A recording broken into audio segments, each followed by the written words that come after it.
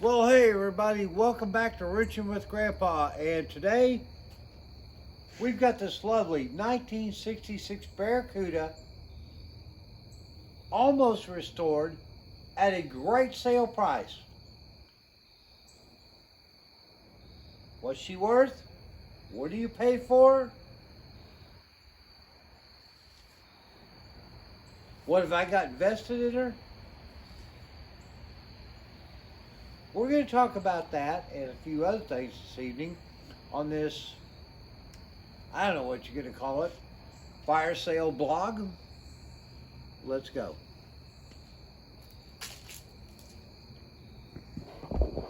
All right. As you may have seen from our last video, we did a borescope. Well, you didn't see that because I didn't videotape it.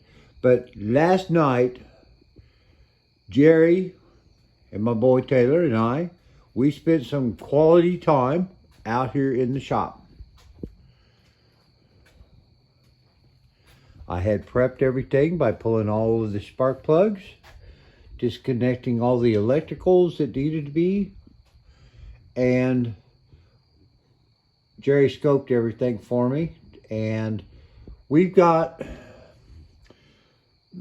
two, maybe three of the cylinders are showing a little oil moisture inside the cylinders. Having a conversation with Jerry this evening after his review of the video and on-site inspection, he's not really willing to say what he feels like the mileage might be on this engine. And I can't blame him because you just never know. You can take an engine that's low mileage but been hammered on and look like trash, and then you can take an engine that's got 300,000 miles of baby miles on it and still look pretty pristine. So, I'm going to say this. I'm thinking from what I've seen so far, we've got an early 70s model 318 with somewhere in the, I don't know, maybe 70 to 90 something miles. But, I mean, I'm not getting blow by. We're not getting any smoke when we're on her. So, I mean, she's still got some bone in her. I have already made arrangements, and this weekend, and hopefully I'll be able to bring you guys along, we're going to go ahead and do a full engine compression test on her, and we can evaluate between the compression test and the borescope inspection as to the possible future of our power plant. Right now, from the current thing, she's going to be with us for a little while. Always keep our eye out for something cool.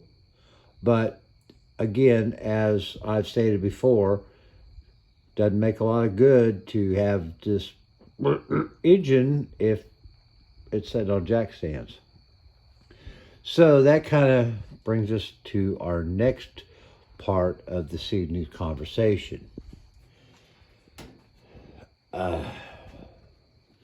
Give me a minute. I'm trying to find a camera angle that is cinematography, excellence, since I have to shoot all this and have no editing opportunities. I want to try to give you something that's worthwhile and you'll stay tuned for more than a few minutes.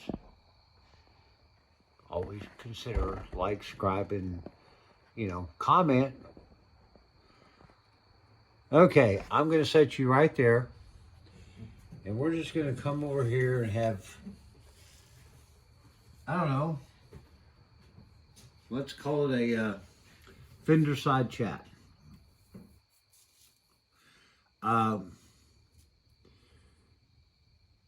If you're watching this channel or a lot of the automotive channels on YouTube, and whether you are or not, but hopefully you are, or you wouldn't see this, there's a passion in folks like me and a lot of you in taking these beautiful classic cars and trying to keep them around. And you end up spending a lot of time in a variety of ways, working on the cars, cleaning them, finding parts, figuring out what's wrong, figuring out how to fix what is wrong, replacing what you can't fix, and spending a great deal of your time, energy, and finances. Let's be honest about it. And that's part of this whole thing this evening. I see a lot of cars out there on Hemmings, Meacham, Bear Jackson. I mean, we all see them. Barn finds, bring a trailer of cars for sale in various states of repair or disrepair or just total disaster. And you kind of start wondering after you've gotten into a project, and I have to say, I've worked on cars in one form or fashion most of my life. This is my first, what I'm calling, restoration build, because she was a barn find in much better condition than 90% of what I see out there. Thank you, my friend Kenneth, and God's blessings. But even that being said, I've put a fair amount of money into her right now, a lot less than most folks would, to get her where she looks and is at this point. But she still has got some ways to go. And so I see the prices of what people are trying to sell their full restorations, their partial rebuilds, or what they found behind Grandpa's barn that they want to try to sell. The prices, like everything else, new cars, used cars, groceries, gas, has just kind of gone insane. And so I know what I've got into this, and I know what my budget is to get her to a point where I feel comfortable with daily driving her, doing some car shows with her, possibly doing power tour, but in any case, getting to a point where if I decide, and honestly, that was the ultimate goal at some point when she had some street cred, to sell her. If somebody wanted to take her to the level next up from where I was at, God bless them. And I would give them a reasonable price. You know, but what is that price? I mean, yeah, she's on jack stands right now, but I've got all the parts, all new parts, and everything else, the body, the interior. What's she worth? 12, 15, 20, 25? Guys, this video is for us to consider that. And I want your comments. What do you think my car's worth? I mean, yeah, she's on jack stands, but I've got all the parts. We're in full operation of getting a full new front suspension. We've got a solid engine. We're proving that right now. She runs like a bat out of... I've got all the original interior parts, chrome. The body is straight, finished. If you followed this channel for a little while, you see what we've got and what she sounds like and what I'm doing. What's this car worth as she says? What's she going to be worth once I get the nice new, mag wheels, tires, the 2.5-inch thrush exhaust system on her, maybe a 4-barrel setup on the intake? 30, 35?